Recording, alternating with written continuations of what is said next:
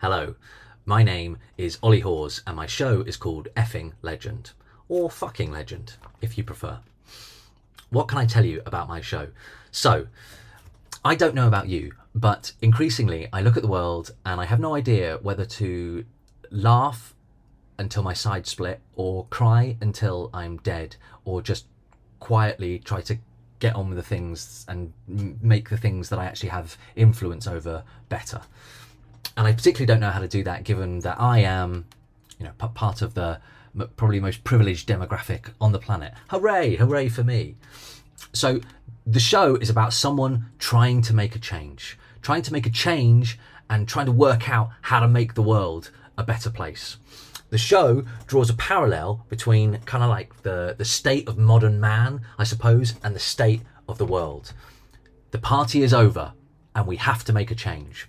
Loads of stuff has gone into the making of the show, obviously, but perhaps something that happened to me literally like 2 days ago kind of, I think typifies something about the spirit of it. A friend of mine was sat in my kitchen on a stool, kind of looking into the mid distance, just sort of shaking his head. He was kind of grey in the face, and he'd just come back from a stag do, and he was just going, I just can't do it anymore. I can't do it anymore. And I was like, yeah, man, you can't do it anymore. And I kind of feel like we're in that place with the state of the world. The party is over. We've got to make a change. And if we don't, things are going to get really, really bad. Really, really bad.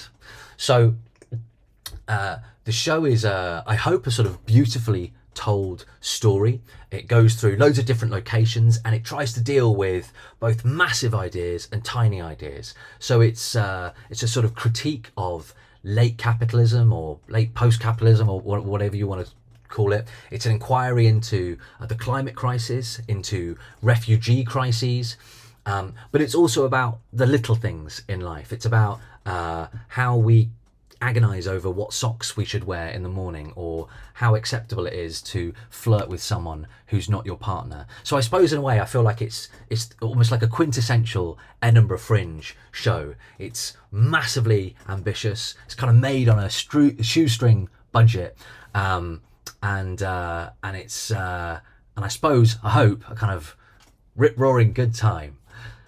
How would I describe the style of the show? Okay, well, the style of the show is, I would say, multifaceted. I run a storytelling company with someone called Nick Kassenbaum, amongst others, and Nick has a show at the Edinburgh Fringe as well as me this year. You should go and check it out. I'm sure it will be amazing.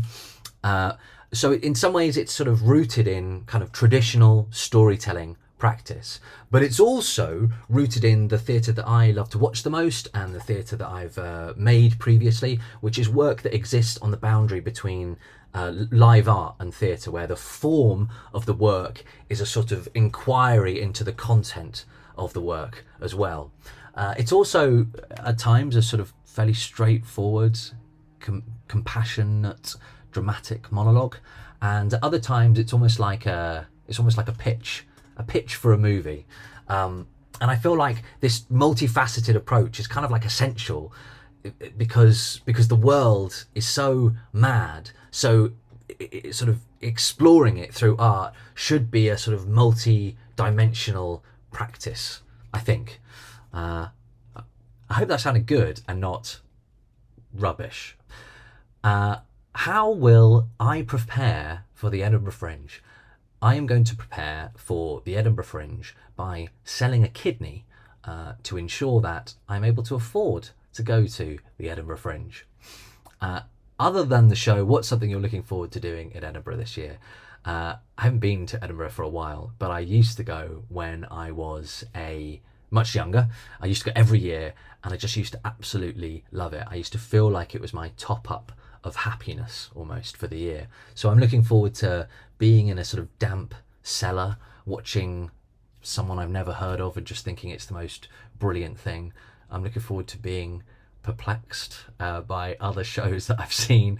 I'm looking forward to walking around. I'm looking forward to the smell. Edinburgh has like a distinctive smell for me. I think it's like the brewery or something, but I've never smelt it anywhere else, even in other breweries. So making it sound like I'm a sort of brewery fiend. I'm not a brewery fiend, but I'm looking forward.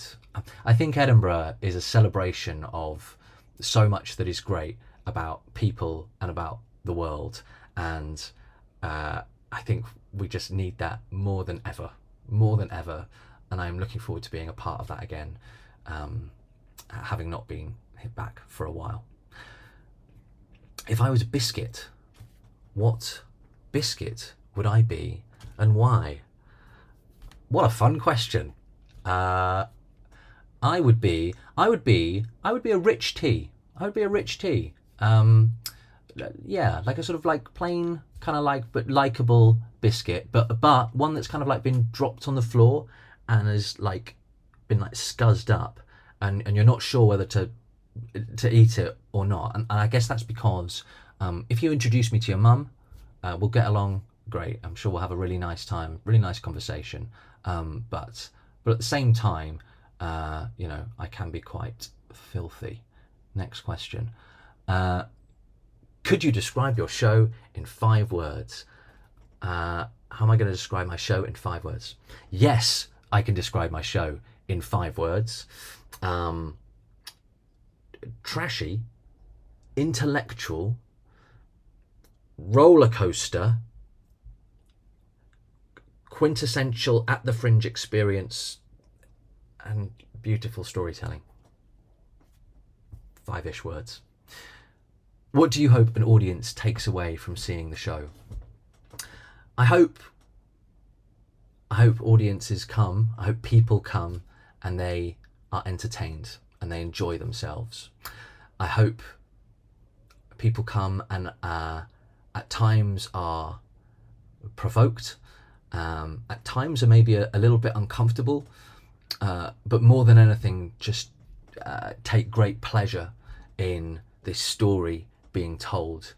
And I hope that afterwards people have lots to say to one another. Where can audiences see the show? You can see my show, Effing Legend, or Fucking Legend, if you prefer, at Pleasance Courtyard every day of the Fringe at 12:20 p.m. 12:20 p.m, not a.m. 12:20 p.m. I really hope you come. I'm really looking forward to seeing you if you do. Thanks. Bye.